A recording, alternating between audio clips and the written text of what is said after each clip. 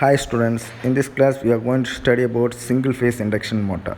Other name of single phase induction motor is non-self-starting induction motor. Why? Because means in single phase supply, if you make one electromagnet, it will produce pulsate magnet. Pulsate magnet means in positive half cycle it is north, means negative half cycle it is act as south. So it will takes place vice versa. Now the rotor is the conductor. When the conductor cuts this magnetic flux means also it will produce pulsating EMF. Therefore, the rotor tends to rotate clockwise in one cycle, and another cycle it will rotate in anti-clockwise direction. Therefore, there is no rotation takes place.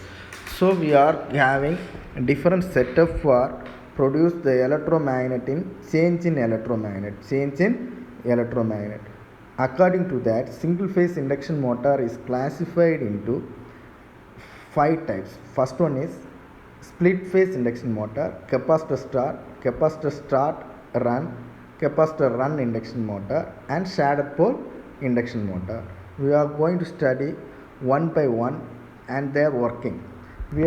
First of all we are going to study about single phase split phase induction motor. Single phase split phase induction motor, how it is working. In all motor we having stator part and rotor part. Here also likewise we having stator and rotor. Stator we have to give a single phase AC supply with the help of two set of winding. One is main winding and another one is auxiliary winding.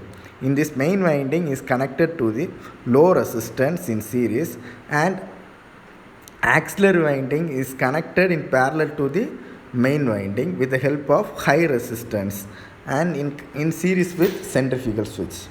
So the supply will pass in the main winding.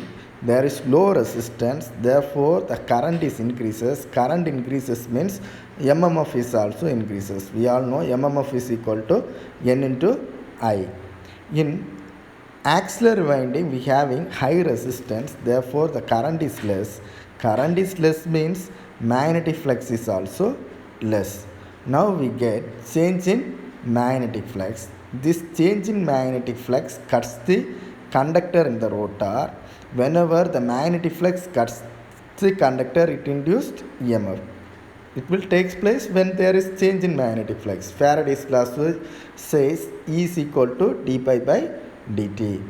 Now stator we having magnetic flux, rotor we having induced EMF. Due to that some electron will flows in the conductor. Whenever the current flow is there, around the current flow it having some magnetic flux. Stator is also magnetic flux, rotor is also magnetic flux. So we have placing two magnet nearby. What will takes place? Attraction or repulsion will be takes place. By this principle the rotor will tends to rotate. Once it reaches 75% of speed, the air gap, stator and rotor air gap having a air, the pressure of the air is increases, automatically centrifugal switch will be goes to open. Now only the main winding is there. Already the rotor is rotating. Whenever the conductor cuts the magnetic flux, it induced EMF. Like this principle, remaining 25% of speed will be reaches. Only the disadvantage is in this starting method is power losses due to resistance. We all know the inductor is in winding is the inductor effect. Whenever the inductor effect is there means the power factor will goes to lags. Power factor is lags means power factor is less means output efficiency is also goes to less. So this is a drawback of this setups. Next one is capacitor start induction motor. Instead of main winding and auxiliary winding is same parallel, we are connecting capacitor in series with the auxiliary winding with a centrifugal switch. So the main winding it will produce the magnetic flux.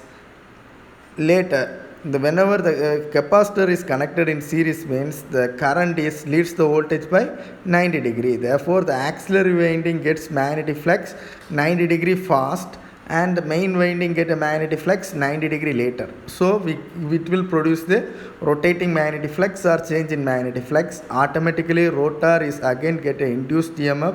Rotor it will process the current in a closed path. Whenever the current flow in the closed path, around the current we having a magnetic flux. Stator also having magnetic flux, rotor is also having a magnetic flux without electrical contact like transformer. But transformer, the stator winding and primary winding and secondary windings are fixed, but here the rotor is rotating part, therefore attraction or repulsive effect will be takes place. The rotor will rotate, same principle up to 75%, both winding will be there. After the 75% of speed, due to the over pressure, the centrifugal switch will goes to opens. So here is also the same effect. The power factor is less, but power loss is somewhat less compared to the split phase types. Then capacitor start and run. In this circuit, the centrifugal switch is removed. Always we having capacitor and main winding and auxiliary winding. Capacitor is also always we having. Therefore, the power factor is improved. Once the power factor is improved, means the efficiency is also improved. So it is the better way. In all our home applications, the ceiling fan is working in the same principle. The capacitor start and run induction motor. Capacitor start and run induction motor.